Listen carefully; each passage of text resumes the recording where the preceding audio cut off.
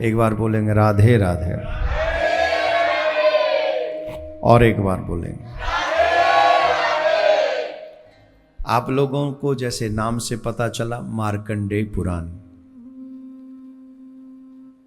ये साधारण नहीं है। इस पुराण की चर्चा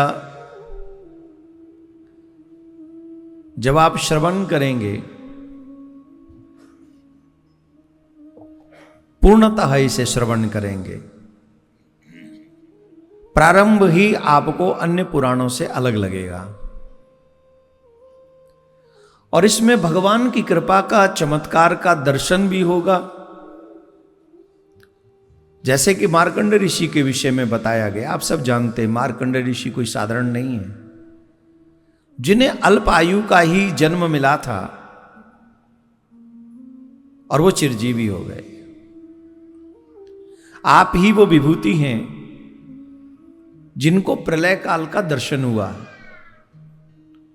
और आप ही वो विभूति हैं प्रलय काल में जल में रहते हुए भगवान श्री कृष्ण का बाल्यक रूप जो है 4 वर्ष के बालक का, वो दर्शन हुआ बट वृक्ष के पत्ते पर।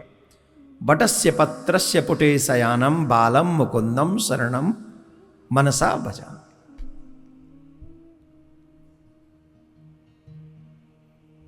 वो दर्शन प्रलय काल में बट के वृक्ष के पत्ते पर भगवान का दर्शन मार्कंडेय ऋषि को हुआ। प्रलयवी जिनका रोम नष्ट कर सकी हो, ऐसे मार्कंडेय ऋषि। तो इस पुराण से पता चलता है कि ये साधारण पुराण नहीं है। प्रश्नकर्ता भी कोई साधारण नहीं है, और उत्तर देने वाले, मार्ग दिशा दिखाने वाले स्वयं मार्कंडेय ऋषि हैं। ये प्रसंग प्रारंभ होता है महाभारत के युद्ध के उपरांत। जब महाभारत का युद्ध हो गया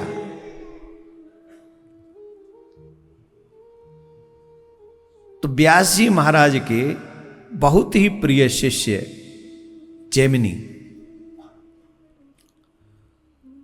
जैमिनी के मन में कुछ प्रश्न हुए, संशय हुआ,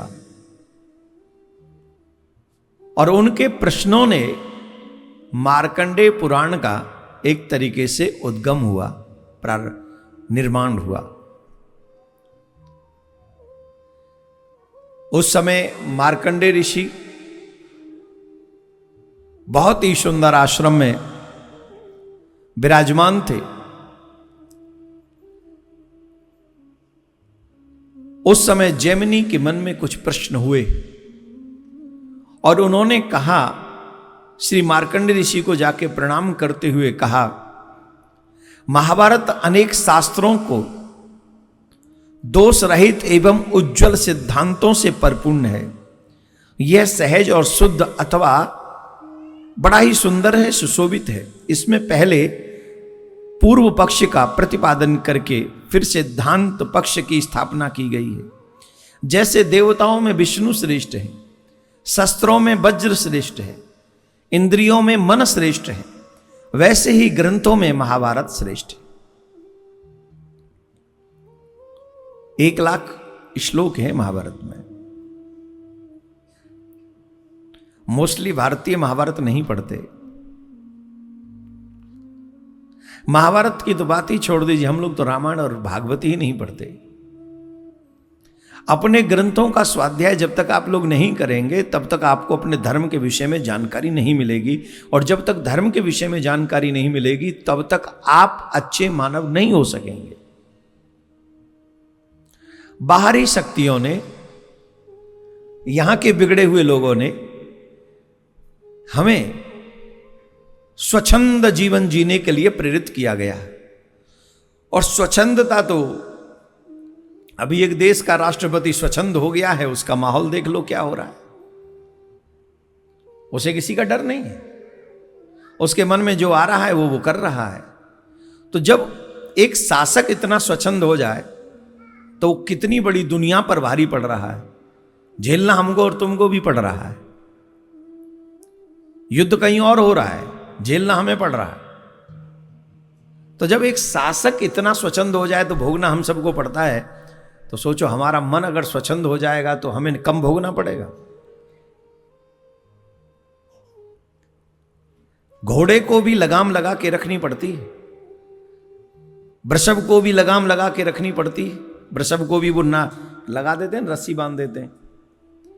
हाथी जिसे रखते हैं ना लोग, उसके लिए भी हम लोग महावत जो होता है वो क्या बोलते हैं उसको, अंकुश रखते हैं, उसके लिए भी। अर्थात सबको कंट्रोल में। आप लोगों के घरों में अग्नि है, गैस सिलेंडर चढ़ा, छोड़ दीजिए, देखते हैं वो अनकंट्रोल है, स्वच्छंद है, छोड़ दिया, छोड़ पाओगे? तो स्वच्छंद छोड़ दोगे तो क्या होगा? तुम ही नहीं बचोगे, वो ले डूबेगा। तो हर चीज को कंट्रोल में रखना बहुत जरूरी है, अनकंट्रोल मत होने दीजिए। तो मन को भी अनकंट्रोल नहीं होने देना चाहिए, जीवन को भी अनकंट्रोल नहीं होने देना चाहिए। शास्त्र ही हैं जो इसे कंट्रोल में रखते हैं। स्वाध्याय धर्म ये हमें कंट्रोल में रखता है और इसको कंट्रोल में होना चाहिए। और जब तक धर्म ग्रंथ नहीं पढ़ोगे तब तक कंट्रोल में नहीं रहोगे। तो महाभारत जैसा ग्रंथ जिसमें 1,00,000 श्लोक हैं, व्यास जी ने सब कुछ लिखा, अर्थ धर्म काम मोक्ष सहज, परंतु मेरे मन में कुछ संशय है प्रभु। मेरे मन में ऐसा संशय आ गया है कि जब तक आप जैसा विद्वान इसे मेरे प्रश्न का उत्तर नहीं देगा, ये संशय मेरे मन से जाएगा नहीं। ध्यान रखिए, मन में प्रश्न हो तो अपने गुरुदेव से अवश्य करना चाहिए। किसी भी कीमत में अपने संशय को छिपाना नहीं चाहिए। अगर कोई विद्वान देख लो या गुरु को देख लो तो अपने प्रश्न को कर लेना चाहिए। लेकिन जो गुरु बताएं या संत बताएं या विद्वान बताएं फिर उसे सच मानना चाहिए, टाइम खराब नहीं करना चाहिए। मेरी भी एक रील बन जाएगी, मैं भी सोशल मीडिया पर डल जाऊंगा, इसलिए क्वेश्चन कभी नहीं करना चाहिए। ये बहुत बुरी आदत होती जा रही है आजकल लोगों की। हम प्रश्न करेंगे तो हम टीवी पे आ जाएं, हम यूट्यूब पे आ जाए, अपने आप डाल ले, यूट्यूब पे बनाने में क्या फर्क पड़ा, कुछ भी डाल दो। नहीं, संतों के सामने जब प्रश्न करो तो पहला साहस तुम्हारा यह होना चाहिए, जो सामने से उत्तर होगा अगर मन ने स्वीकार कर लिया तो एक्सेप्ट करूंगा, जीवन भर फॉलो करूंगा। उसके बाद ही संत का समय बर्बाद करना चाहिए। ऐसे नहीं मुंह उठाया और कुछ भी पूछ लिया, नहीं। अगर गुरुदेव ने कह दिया तो यही सत्य है, विद्वान ने कह दिया तो फिर यही मानना है। इसलिए प्रश्न करो, संशय हो तो छुपाना नहीं चाहिए। जो संशय को छिपाते हैं वो भी पाप है।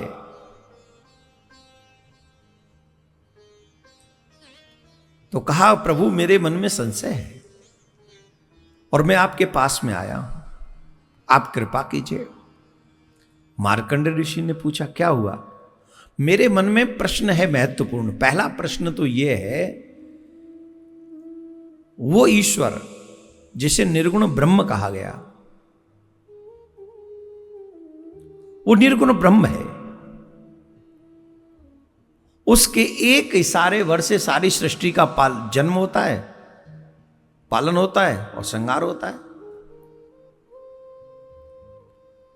तो जो इतना सामर्थ्यवान है वो साधारण मनुष्य की तरह अवतार लेकर आता है, अर्जुन का रथ चलाता है।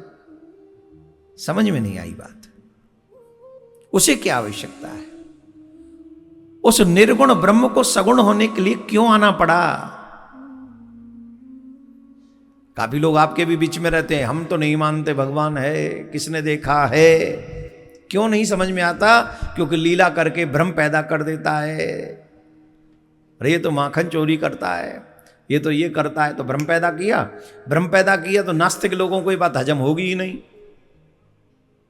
जब जैमिनी जैसे ऋषि के मन में यह संदेह हो गया कि वो निर्गुण ब्रह्म सगुण क्यों हो रहा है, वो साधारण मानवों की तरह वर्ताव क्यों कर रहा है, साधारण मानव की तरह बिहेव कर रहे हैं, वो व्यवहार कर रहे हैं, वो चाहे दुर्योधन को मारना 1 सेकंड में, इस पलकें भी नहीं उठानी, इतने में तो मर जाएगा।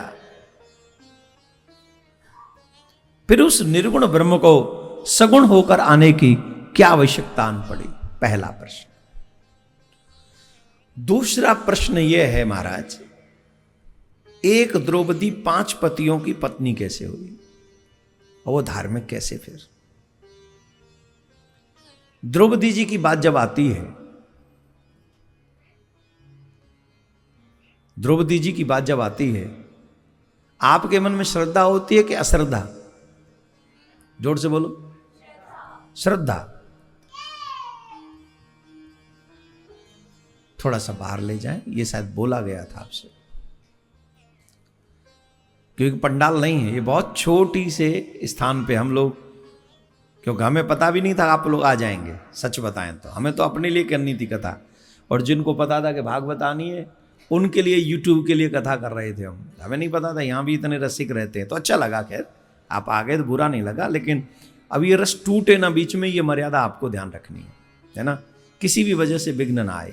हम क्या कह रहे थे? हम कहाँ थे? कहाँ थे भीम हम? हाँ, हमने भीम रखा हुआ अपने साथ में, उत्तर देगा ये। इसको सारे 4 वेद, 6 शास्त्र, 18 पुराण और रामायण, वाल्मीकि रामायण, गीता और उपनिषद, इनसे इसको कोई लेना देना नहीं।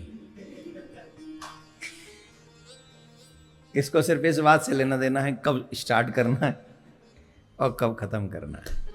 चलिए, ये तो विनोद किया हमने। अभी हम कह रहे थे द्रौपदी जी का नाम जब भी आता है, आपके मन में श्रद्धा होती है क्या? श्रद्धा। और जब ये जानते हैं कि उनके 5 पति थे, मालूम, इसके बावजूद भी श्रद्धा क्यों है? तुम्हारे ही पड़ोस में एक कोई स्त्री रहती हो जिसके 2 पति हो, क्या 5 नहीं 2 ही पति हो, क्या श्रद्धा होगी? कितना अंतर आ गया। इस श्रद्धा के पीछे भी रीजन है, क्योंकि सत्य कुछ और है। इस श्रद्धा के पीछे भी रीजन है, क्योंकि सत्य कुछ और है, और वो सत्य हमें पता नहीं है। जो लोग कहते हैं ना ये द्रौपदी, कई लोग होते हैं नास्तिक लोग, तो भगवान पे भी प्रश्न उठाते हैं। तो जो भगवान पे प्रश्न करते हैं वो द्रौपदी में श्रद्धा रखेंगे, और जो भगवान में श्रद्धा रखेंगे वो द्रौपदी में श्रद्धा रखेंगे ही रखेंगे।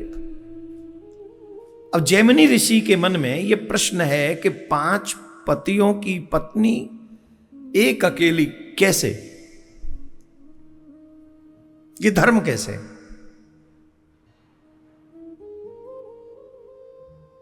तीसरा प्रश्न,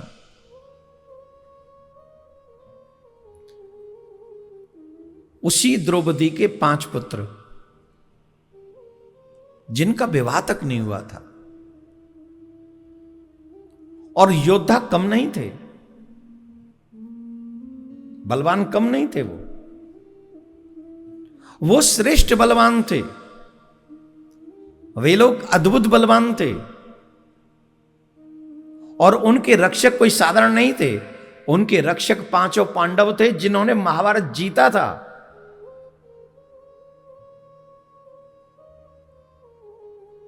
भाई कोई साधारण नहीं थे। भीम ले लो, ये वाला भीम नहीं, महाभारत वाला भीम। महाभारत वाले भीम जो थे, भीम थे, अर्जुन थे, धर्मराज थे, नकुल थे, सहदेव थे, ऐसे रक्षक जिनके हों और वो स्वयं बलवान हों, और वो ऐसे मर गए अनाथों की तरह, सोते सोते ही मर गए, अपने आप को बचाने का अवसर ही नहीं मिला, कम आयु में मर गए। ये बात हमारी समझ में नहीं आई। हे महाराज,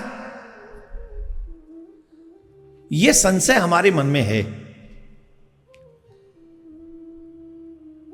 इन प्रश्नों का उत्तर आप दीजिए, हमारे संशय का निवारण कीजिए, और जब तक ये निवारण नहीं होगा हमारा मन इसी दुविधा में डोलता रहेगा। जितने भी लोग मुझे YouTube पे सुन रहे हैं या यहां सुन रहे हैं, प्रश्न के भी दो साइड होते हैं, पॉजिटिव और नेगेटिव। पॉजिटिव का मतलब है कि अगर मेरे मन में संशय है मैं उसे मिटाना चाहता हूं, जिससे मैं निष्कपट भाव से अपने ठाकुर जी की भक्ति कर सकूं। और नेगेटिव यह है कि इससे पूछूंगा, इसको नीचा दिखाऊंगा, ये दे ही नहीं सकेगा उत्तर, और दे भी देगा तो मेरा क्या, मुझे मानना तो है ही नहीं। तो दो साइड है प्रश्न की। और आजकल तीसरी साइड आ गई है यूट्यूब के आने के बाद में, कि अपन भी थोड़ा यूट्यूब पे चला जाएगा। लेकिन बेस्ट ऑप्शन है पहले वाला, कि मेरा संशय निवारण हो जाए, जिसके बाद मैं अपने प्रिया कांजू की सेवा में बिना रुकावट के लग सकूं। यह सबसे बेस्ट ऑप्शन है, इससे अच्छा ऑप्शन कोई नहीं हो सकता। प्रश्न होना चाहिए, क्योंकि प्रश्न भी उसी के मन में होगा जो कुछ जानना चाहता है, जो कुछ करना चाहता है। जिसके मन में प्रश्न नहीं है, इसका मतलब है वो ठीक है, चल रहा है, उसे कोई लेना देना नहीं। प्रश्न अगर है तो ये बुरी बात नहीं है, ये बहुत अच्छी बात है, श्रेष्ठ बात है। अभी नवरात्र चल रहे हैं, काफी लोग माता रानी की पूजा कर रहे होंगे। इस मार्कंडेय पुराण में दुर्गा सप्तशती का रहस्य छिपा है। इसमें मां दुर्गा की अनेक कथाएं हैं, अनेक रहस्य छिपे हैं मां के। इसीलिए भगवान ने शायद वो कथा कैंसिल की, क्योंकि हमें मार्कंडेय पुराण हमने कभी कहा नहीं, और मां के रहस्यों को देवी भागवत में तो सुना ही है, इसमें आप लोग सुन सकें। और जितने भी तिलकधारी हैं हमारे निम्बार की लोग, दुर्गा मां अलग नहीं है, सर्वेश्वरी राधा रानी का ही स्वरूप है। इसी भाव से आपको मां जगदम्बा की पूजा करनी चाहिए। मां जगदम्बा में, सर्वेश्वरी राधा रानी में कोई भेद नहीं। जहां जहां हम जगदम्बा की चर्चा कर रहे हैं, आपको समझना चाहिए वहां वहां सर्वेश्वरी की ही चर्चा है।